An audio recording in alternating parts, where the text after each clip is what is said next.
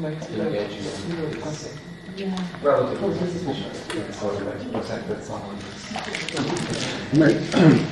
name is Guillaume Bourgogne, I'm a conductor. I teach in Lausanne, Haute École de Musique, Switzerland, and I used to teach at McGill. During this performance panel session, we will discuss the core project from the performer's point of view. During the exploration phase, the instrumentalists and the conductor share with their colleagues playing techniques, instrumental features, and timbral combinations they wish to see used by the composers. It's an incredibly special opportunity to get to work on especially three short pieces for such a long period of time. And I don't think I had ever at this point in my career worked with composers that intimately until this context. It was just a really special opportunity to get to learn, one, about perception and timbre on a deeper level. You talked about sort of seeing the instrument not just in terms of, well, it can and can't do this, but by setting out all these sort of terms and ideas and material processes, that it did provide a way to help me arrive to conclusions and to possibilities of the sound and the instrument that I would have not necessarily have thought of otherwise. I have to admit, in the class, I was confused as hell. That being said, once I started actually using the terms in practice, it became enormously helpful. But we required each of the participating performer-composer duos to actually trade video correspondence, text correspondence, binaural listening correspondence, anything that they used that somehow created a spark of inspiration. The friendships that we formed over the process, as cliche and cheesy as it sounds, had a huge impact on the music that we ended up with at the end. How we think about this new relationship of composer-performer, in my point of view, we don't need to be so stressed about it. I wonder to what extent performance pedagogy in general allows for creativity in a broader sense.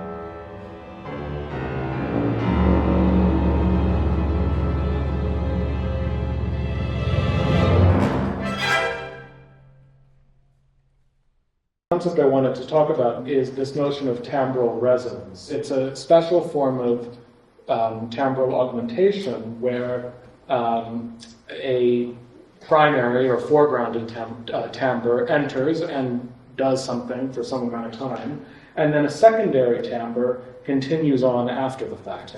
I'm really interested in thinking about it actually as a creative prompt in its own right. The first movement is pretty short, just 2.5 minutes, and the third movement is maybe 90 seconds at most. So the second movement is very long.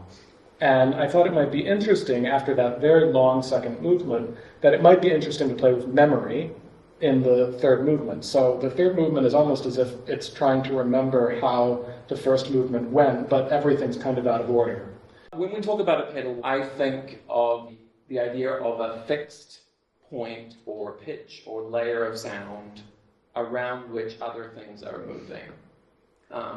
You might also think of it as a sort of ground around which we orientate our sense of perception. This is an example of a pedal from the beginning of the piece I was talking about. Lest you tear asunder all the poems I've wandered plain, I'll live my life in lumber and shan't have loved in vain. To talk about some different kinds of functions that pedals have generally.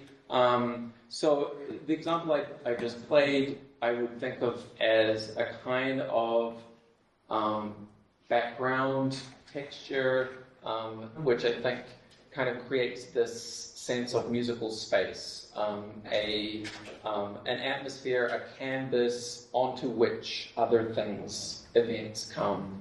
I'm going to talk about a piece for saxophone quartet. The ambition there was to find a syntax, you could call it, for the use of multiphonics.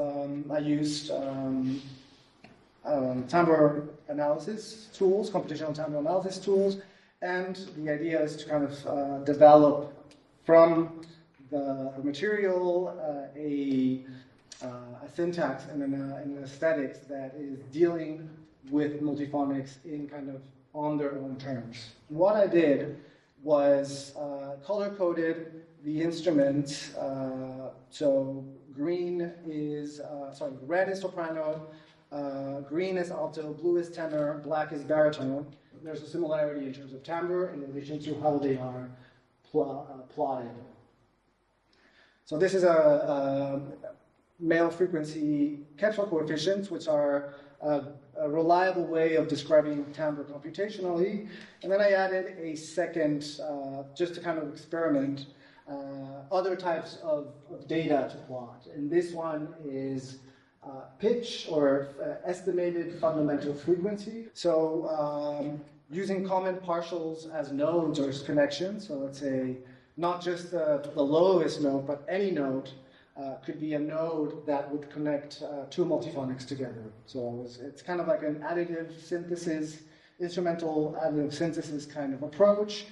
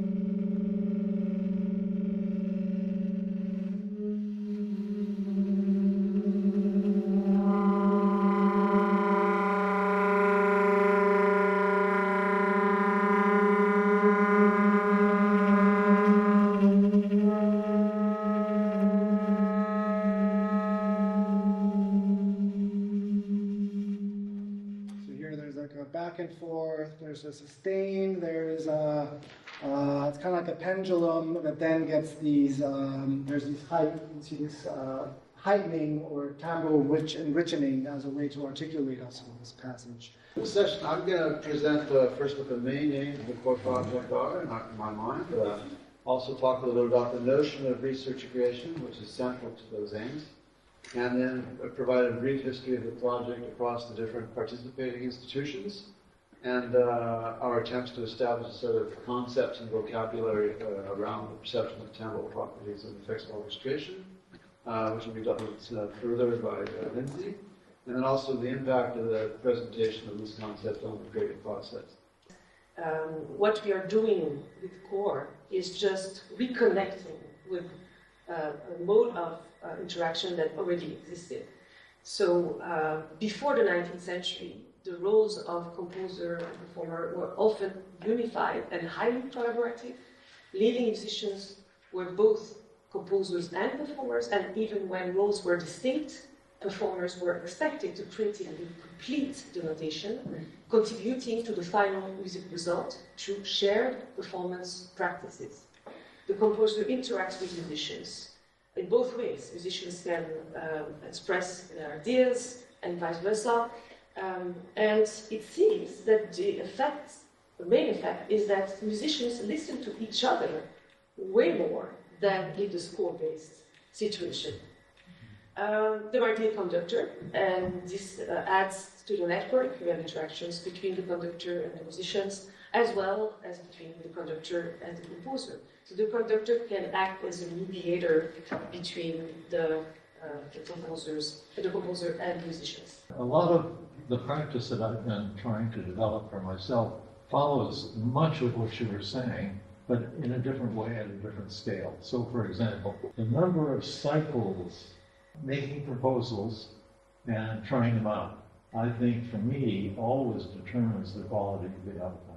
And so the way I come out of these cycles of proposal and test is that I create a learning score, which contains all of the ideas and information explicitly, and then from that create a performance score that just concentrates on what it is the performer needs to do or refer to in performance.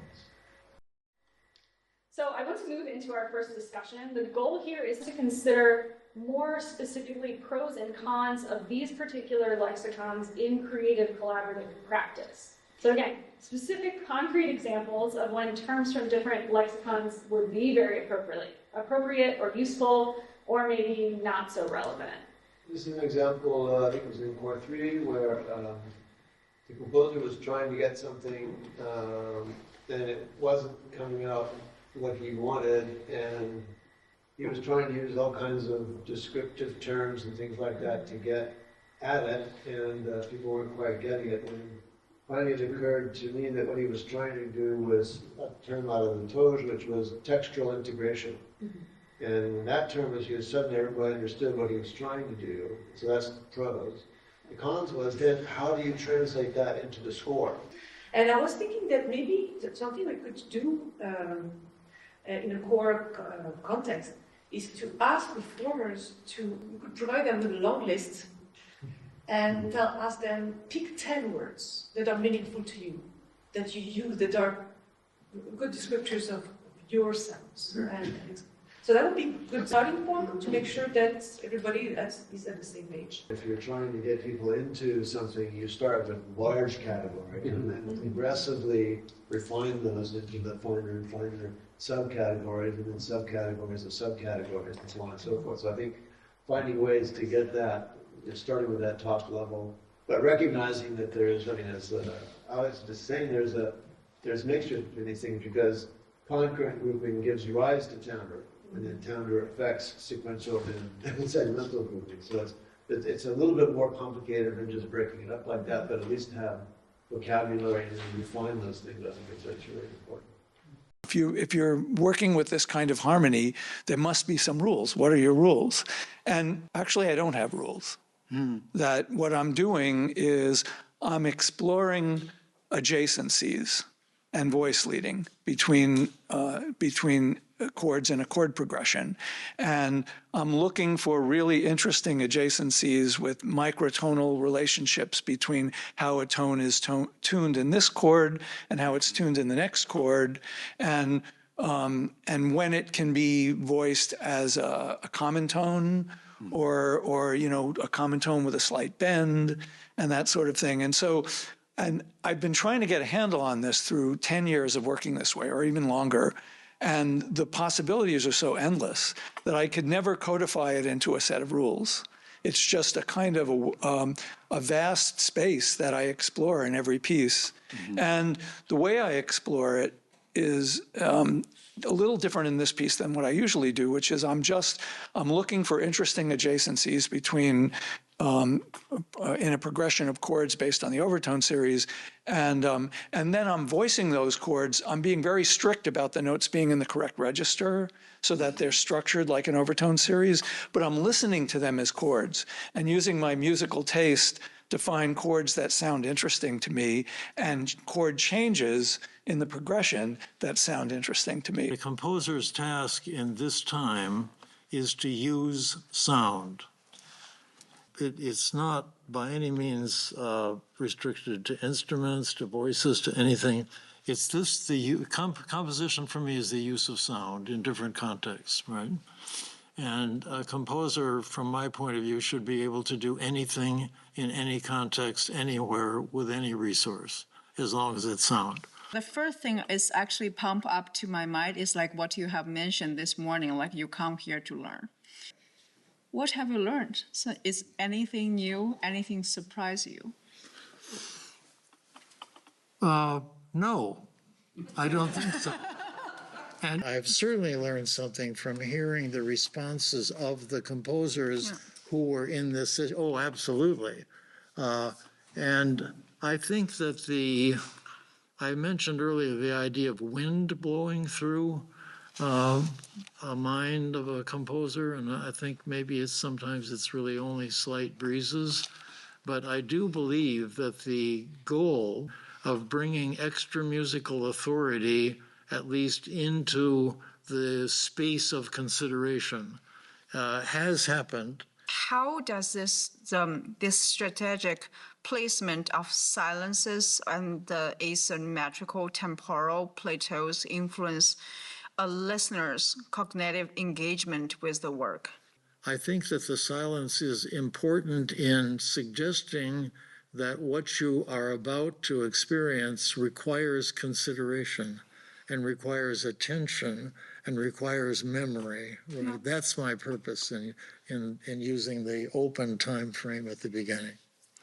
I'm really passionate about composing electroacoustic music. I work with samples, recorded sound of my voice, my body. I work with field recordings, especially the natural landscape, the non-human voices, and discovering the medium of electroacoustic music was a really liberating thing for me. And I kind of considered that it rescued me because I'm still fascinated by how much it can trigger release or channel inside of me. And I'm talking about emotions and feelings. And I love just how many times the word intuition was brought up today. And I do everything intuitively.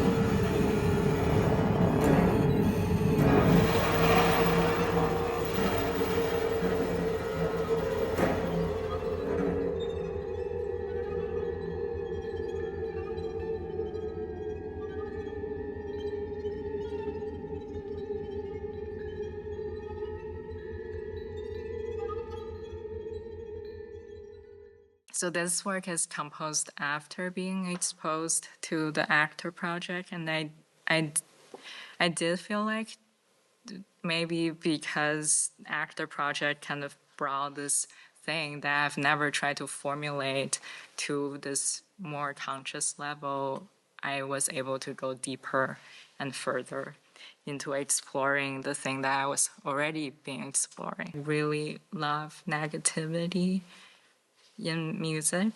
I admire the score because it's so beautifully done. I found really beautiful with this diagram that you have below. Yes, yes, graph. It explains so good, the tension of the things going on.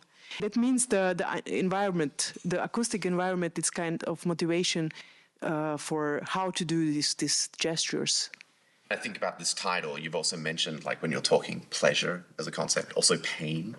I feel like your works in particular really push a player, a performer, to really perform emotions that aren't necessarily normative for, like, an instrumentalist, to have to, like, squeal in anguish and to scream. My project is actually focused on this, the Dun Huang Ke paintings. There's something is interesting me the most is that time they have some imagination recorded in the literature and historical record. There is the instrument can play by themselves. So they have this like instrument play by themselves idea, and they described in the poetry about how this instrument is surrounded on the sky and you can hear them and nobody can play them. I was like, wow, that's our ancient Chinese people's imagination about spatial audio and electronic music. And we also do have the scores. This is the music score and this is the dance score, because that time music and dance is very much together. So when I'm doing this restoration, something is very difficult for me is to figure out what is the rhythm the score is actually writing. I have the pitch, but I don't know the rhythm. Rhythm is very much I have to say from the dance scores and figure out how to do that. And the end up there actually is much more interesting, I think.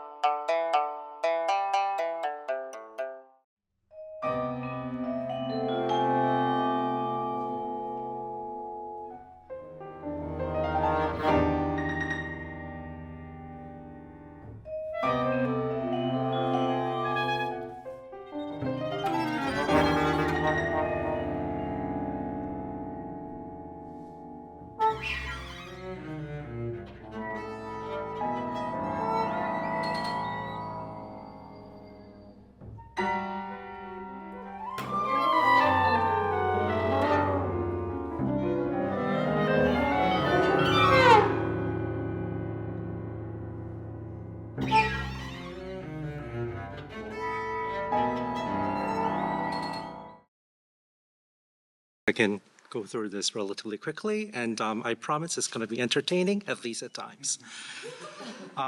This is an example where synchrony emerges from asynchrony.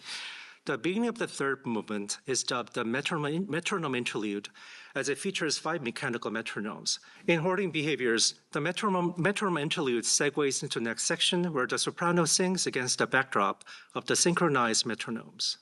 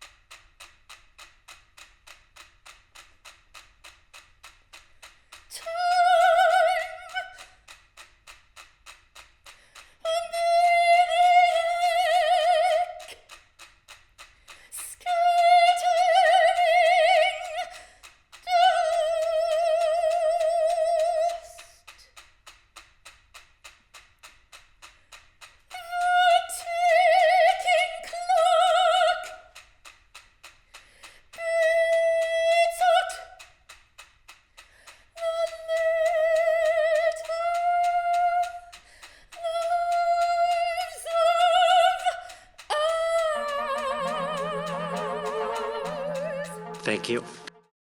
The proposition of this work was, how can we write a piece for the oboe that removes the mouthpiece of the oboe and centers the sound production through transforming the relationship that Neve would normally have with her instrument. In doing this, by omitting the reed in this piece that we created together, Spectral Breathing Apparatus, the conventional oboe sounds, the production, we transformed the instrument into a kind of unvoiced thing, an unvoiced apparatus. This piece that you'll hear just snippets of, because it's like a 17-minute work, focuses on these mouth sounds, hisses and whistles, and the sound of wetness coming from the mouth, and centers that as like the core compositional musical sounds that we're working with.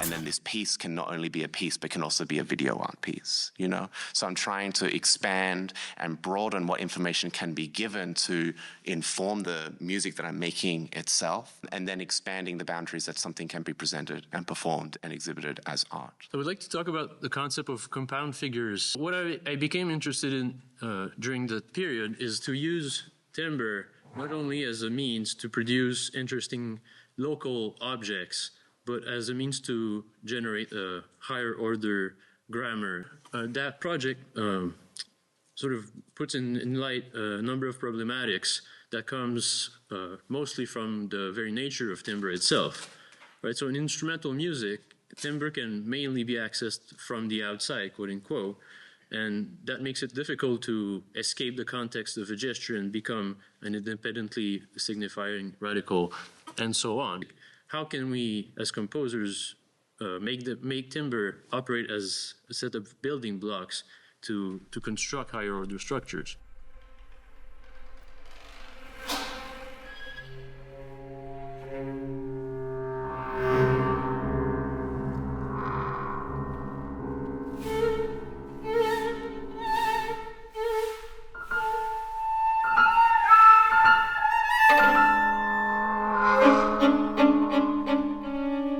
In this commentary, I'd like to talk briefly about taxonomies and dualisms that seem to be at work in Louis-Michel Tugu's Dégradé.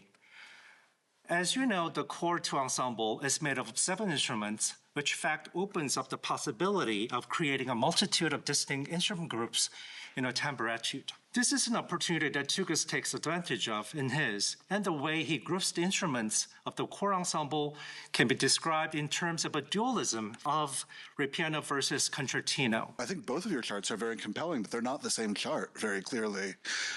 So you're finding relationships in the score which are valid but different than the composer's intent.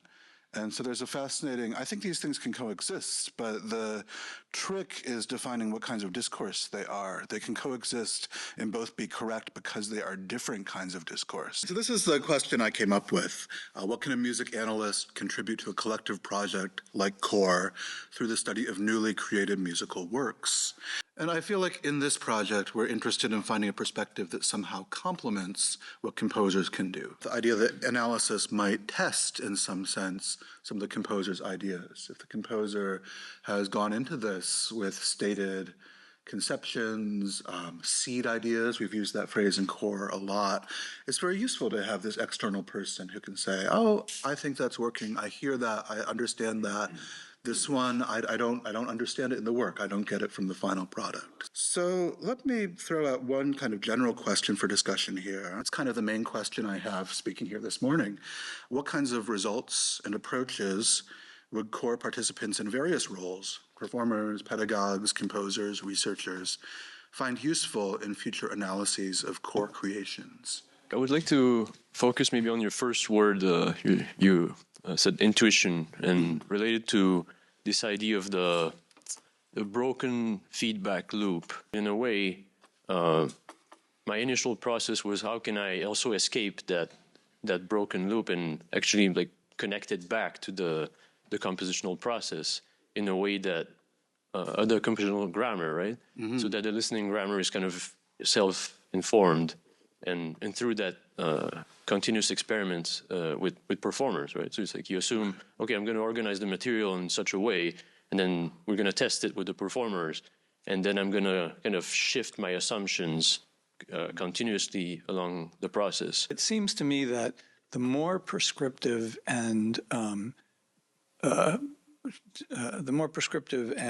predetermined a compositional process is, the more independent the analyst should be in terms of this, because like in the context, like if you're analyzing Martino's piece Notturno, the combinatorial serialism in that piece is incredibly beautiful and seductive, but he already knows what he did with that, right? It's all documented. There's this whole other life of the piece that's on the surface of the music and the emotional resonances of the music. And I think like analyzing that without regard to note counting is maybe in some ways more meaningful for that particular music. I like the idea a lot. So the more systematic, in a sense, prescriptive is the phrase you use. When there are these systems there that are very evident, maybe those are the things to set aside and kind of try to complement that phrase from earlier with an independent standpoint. What type of relationship I would like to have with analysis? It's really specific questions, like things that you might have like a hypothesis about, or you have a question about that you really don't understand, like what's going on here. And the other thing that maybe you didn't really mention in your analysis is that we can't really forget that the core project is an actor, and it's really based on orchestration and perception maybe of timbre, and that's like, it's kind of a lighting that we can't really forget on the analysis. I know that a lot of composers talked a lot about their seed ideas and what is their initial concept, but it'd be really nice that you don't know anything about it and just see what you actually perceive. David Lewin says the goal of analysis, in addition to seeing what is it, what is the piece, is to hear the piece better, both in detail and in the large. And I do feel like by going through this with Rand's piece and with Roger's piece, I have started to hear both pieces differently, if not better. That process of engaging with it, of doing some labeling, of dissecting things, of categorizing things, definitely makes me hear them different now. Okay, thanks everyone.